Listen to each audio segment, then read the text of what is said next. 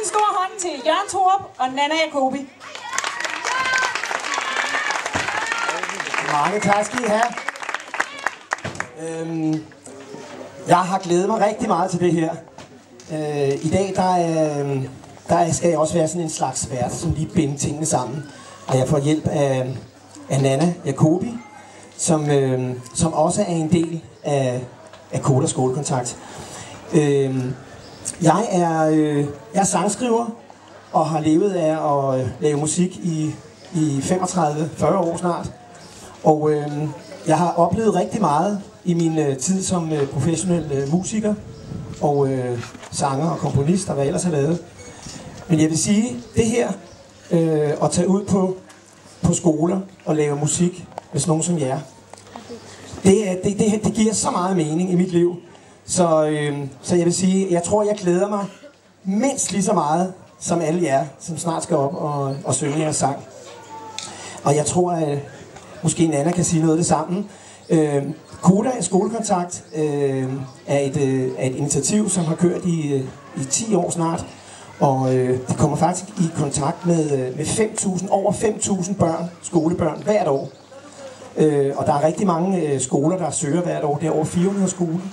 Og der er kun 150 skoler, som er så heldige at få besøg af en af os. Der er 22, altså nogen som os i øjeblikket, som tager ud på skolerne og laver det her. Og jeg glæder mig allerede til næste år.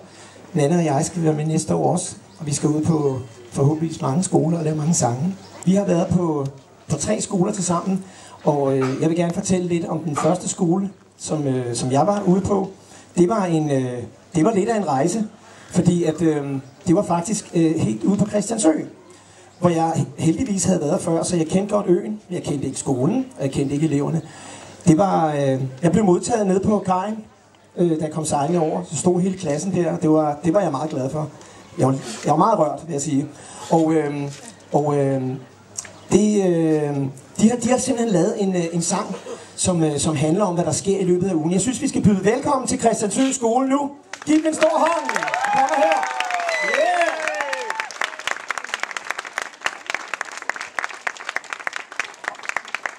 Det er sådan på Christiansø, at der bor i rundt regnet 80-85 mennesker. Og på skolen er der 14 elever. Og alle fra skolen er her. Er det ikke fantastisk? Alle 14 elever er med i dag. Det er helt vildt. Det er så fedt. Og ham her, ham kommer I til at høre mere til, det er jeg sikker på. Victor, han er en gudsbenået musikdreng. Og det mener jeg faktisk, Victor. Du tog virkelig, og man så må sige, numsen på mig. Da vi havde skrevet den her sang sammen, så sagde Victor lige, jeg skriver lige akkorderne ned. Okay. Jamen, jeg kan også skrive noder. Hvad for noget? Jamen, det kan jeg jo ikke engang. Nå, men lad være med at skrive noder, fordi så kan jeg ikke læse det.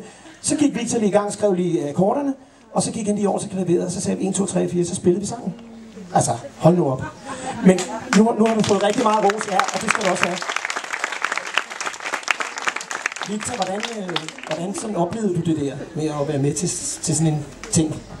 Altså, jeg må indrømme, at jeg havde forventet en del andet, og jeg blev meget positivt overrasket. Jeg har aldrig været med til at skrive hverken en melodi eller en tekst, for jeg har prøvet mig med det, men det gik ikke så godt. Så man har virkelig fået en oplevelse ud af det, og også på samme tid lært virkelig nogle teknikker om, hvordan man gør de her forskellige ting. Jeg laver brainstorm og skriver melodien og finder akkorderne og forskellige ting. Det er fedt. Jeg elsker det. Godt. Jamen, det ser også sådan ud. Det kan I også se, når han sætter sig om til klaveret nu, Victor, fordi han sprudler jo. Og så har vi jo de her 14 børn, som er I klar, Christiansø Skole? Yeah! Jeg spurgte, var I klar? Yeah!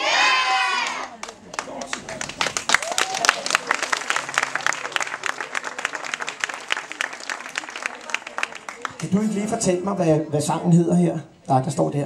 Kan du lige fortælle mig, hvad den hedder? Ugens løb. Hvorfor hedder den det? Fordi den handler om, hvad der sker i ugen. Fedt. Og hvad slutter ugen af med? Kan du afsløre det i sangen? Hvad sker der til sidst i ugen? Vi kan sove længe. Sådan. Fedt.